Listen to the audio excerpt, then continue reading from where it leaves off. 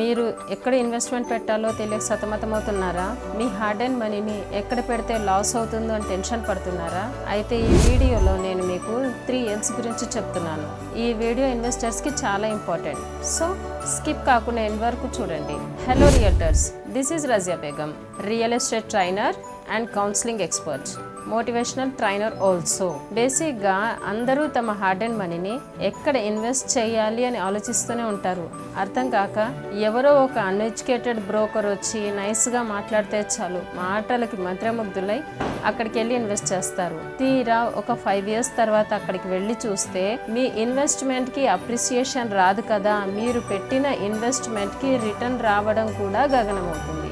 అందుకని friends, please check these 3 points before you invest. Point number 1, location. Point number 2, location. Point number 3, also location. This is very important when you invest.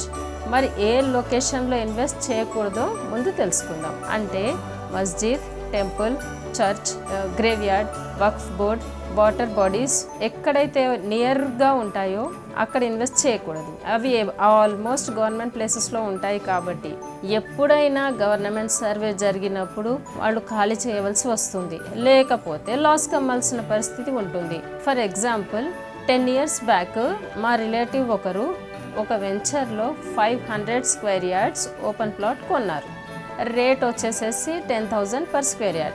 ఆ టైంలో తన agent ఏం చెప్తే అది మాత్రమే విన్నారు, ఇంకెవరు చెప్పినా వినలేదు. ఎందుకంటే అక్కడ నియర్ బై వెంచర్కి ఒక పెద్ద అమ్యూజ్మెంట్ పార్క్ వచ్చిందని, జస్ట్ ఒక పార్క్తో అక్కడ లొకేషన్ బాగా డెవలప్ అవుతుందని ఏజెంట్ చెప్పడం వల్ల ముందు వెనక ఆలోచించకుండా కొనేశారు. లాస్ట్ ఇయర్ వెళ్ళి వాళ్ళ పాప మ్యారేజ్ కానీ ఆ ప్లాట్ అమ్మడానికి చూస్తే అక్కడ రేట్ 12,000 per square yard ఉంది. 10 yearsలో జస్ట్ 2,000 rupees ప్రైస్ ఇంక్రీజ్ అయ్యింది. అండ్ అమ్యూజ్మెంట్ పార్క్ కూడా లాస్లో ఉండి అమ్మేస్తారన్న ఊహాగానాలు ఉండడంతో ఎవరు కొనడానికి ముందుకు రావడం లేదు. ఇది ప్రజెంట్ సిచ్యువేషన్. మరి ఏ లొకేషన్లో ఇన్వెస్ట్ చేయాలి?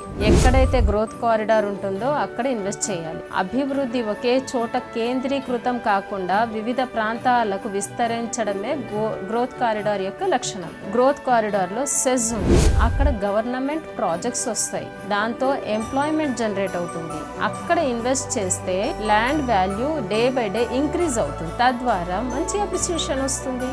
So realtors, location 3 L's is most important thing when you are going to invest. ఈ వీడియో మీకు నచ్చినట్లయితే please like, share and subscribe my channel. Thank you.